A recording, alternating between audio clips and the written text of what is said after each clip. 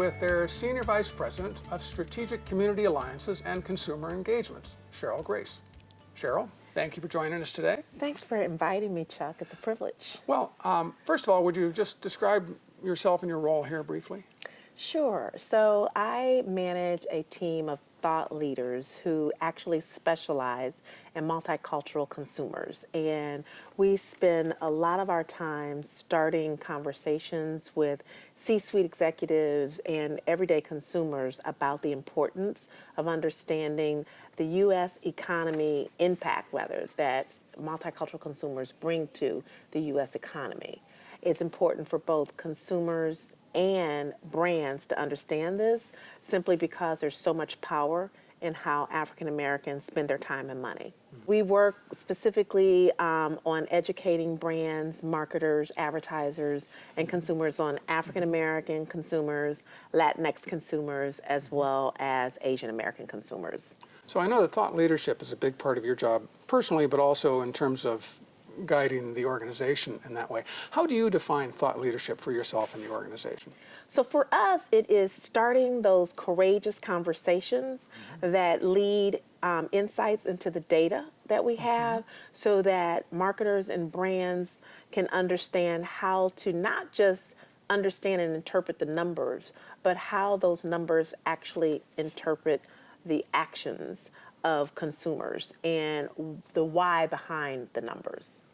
So thought leadership for us is taking personal experiences, stories, best case scenarios, best practices, and highlighting how those consumption habits or behaviors were influenced by cultural nuances, and how they can be changed or consumers can be better connected with once you understand exactly who they are and why they make the decisions to buy or watch what they buy or watch.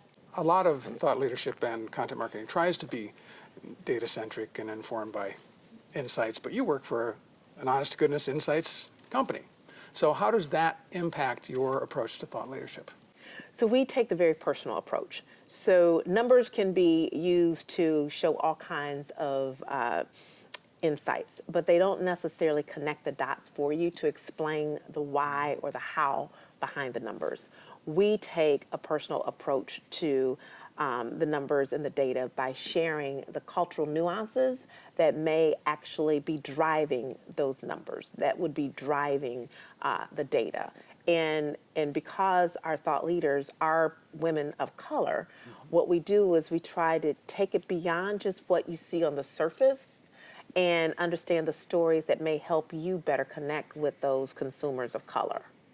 So it's making a very particular human connection to the data? All about a human connection. So for example, if I were to say that African Americans make more shopping trips to grocery stores than any other consumer segment, and gave you the numbers behind that, but not the why, then it would be a little bit difficult for you to adjust your strategies accordingly. But if I say one of the reasons that they make more trips to grocery stores is because there aren't a lot of grocery stores in urban neighborhoods, and public transportation is often the way that African American consumers are getting to those grocery stores. So then you start to understand the more frequent trips is because you can't carry as much with you on a subway or a bus or a train.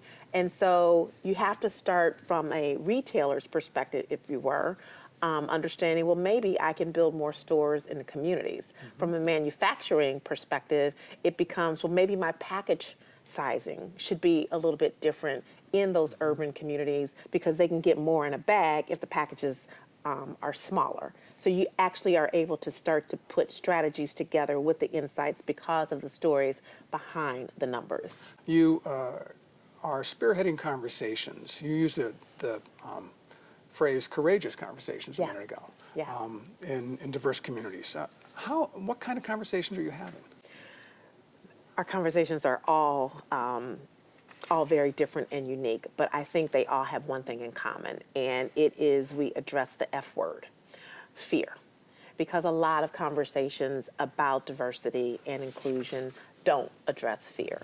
And what you have to keep in mind is that when someone is afraid to ask a question because of how they'll be perceived by that question, then questions are left on the table unanswered, unspoken, and then assumptions get made.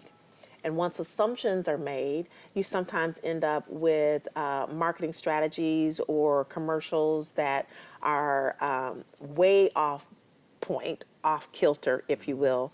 And it's all because someone was afraid to either say, hey, do you think this would really resonate with this particular demo?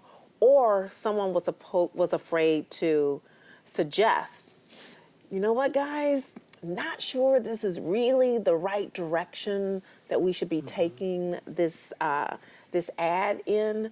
Like, maybe we can rethink it. When you eliminate that fear and you can have those courageous conversations, you're not left with assumptions, you're left with honest dialogue that can help move the needle forward.